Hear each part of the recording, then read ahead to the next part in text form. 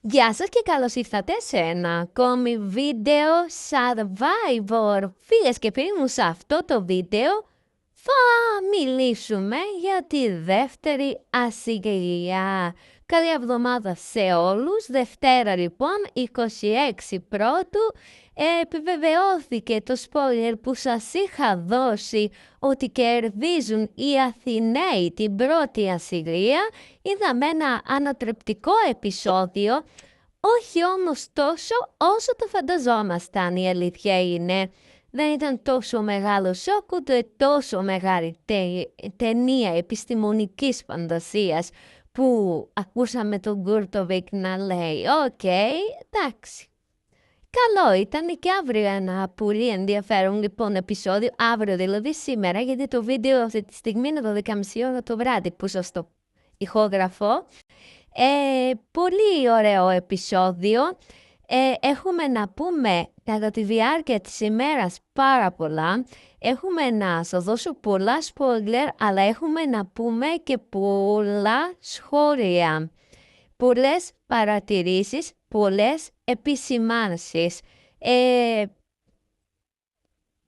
Πολύ μου αρέσει αυτό το Survivor, πάρα πολύ, γιατί είναι κάτι ξεχωριστό, πραγματικά όμως είναι κάτι ξεχωριστό από ό,τι το έχουμε συνηθίσει. Είδαμε το τρέιλερ για τη δεύτερη ασυλία, θα έχουμε πάλι κόντρες, βλέπουμε μία μπλε ομάδα η οποία είναι χωρισμένη.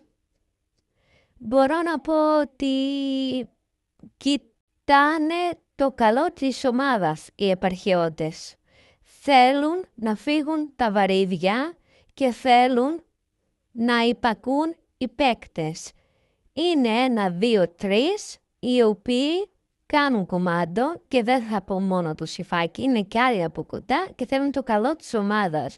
Λοιπόν, με βάση τρέιλερ και με βάση και την εκτίμηση, γιατί είδαμε, φίλες και φίλοι μου, θα δώσω την εκτίμησή μου, είδαμε η κόκκινη ομάδα να φέρνει νίκες συνολικά. Ακόμα και η Κέλλη έχει πάρει τα πάνω της. Ενώ η μπλε ομάδα έχει παίκτες όπως είναι η Φωτεινή, όπως είναι ο Χρήστος που ψηφίστηκε, όπως είναι ο Σταύρος, πότε παίζει καλά, πότε δεν παίζει.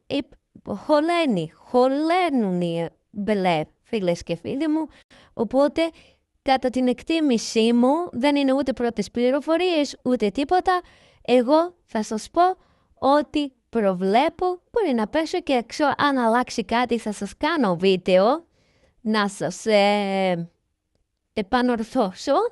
Λοιπόν, η εκτίμησή μου ξεκάθαρα είναι ότι θα νικήσουν πάλι οι Αθηναίοι τη δεύτερη ασυλία. Φιλιά!